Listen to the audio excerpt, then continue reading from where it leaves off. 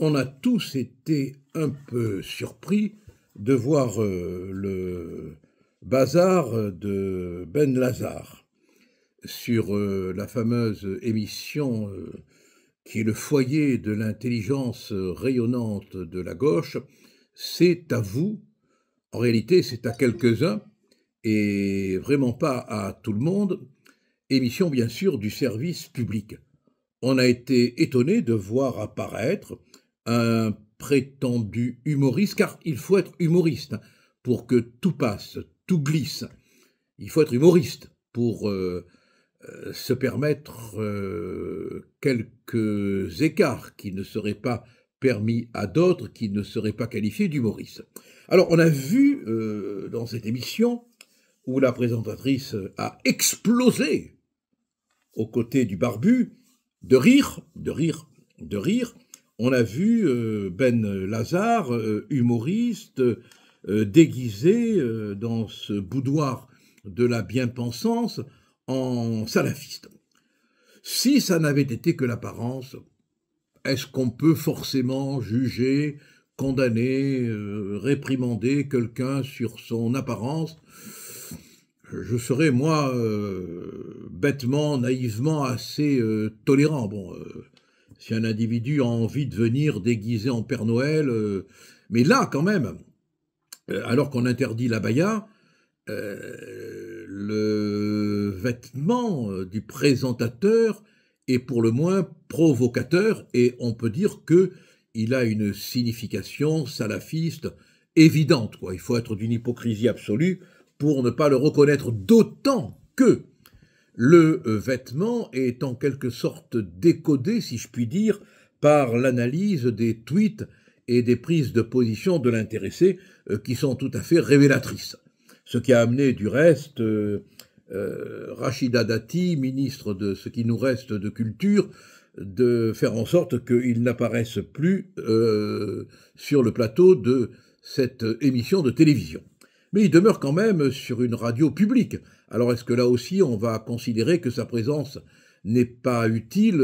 On va voir, hein, mais en général, il y a une réticence dans ces espèces de bunkers idéologiques à regarder la vérité et la réalité en face. Au Sénat, une sénatrice a interpellé Rachida Dati sur la présence de cet humoriste étrange, barbu, avec un drôle de bonnet sur la tête qui rappelle, bon, on le voit bien, hein, les caricatures, les images des prêcheurs. Hein.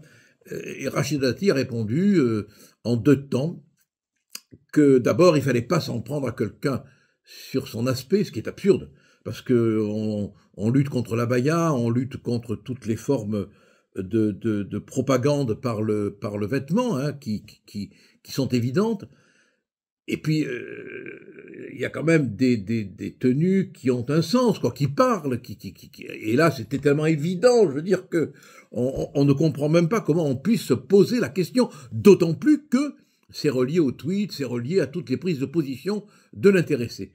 Et après, elle a admis, la ministre de la Culture, que les tweets et prises de position, évidemment, rendaient le comportement de l'humoriste insupportable. On a même eu l'oiseau qui a fait quelque chose, elle a réagi, elle a été indignée.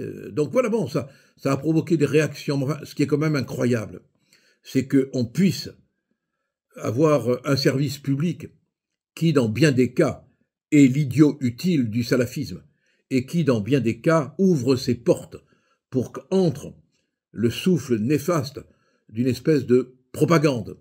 Et ça montre à quel point le combat est difficile, le combat est rude.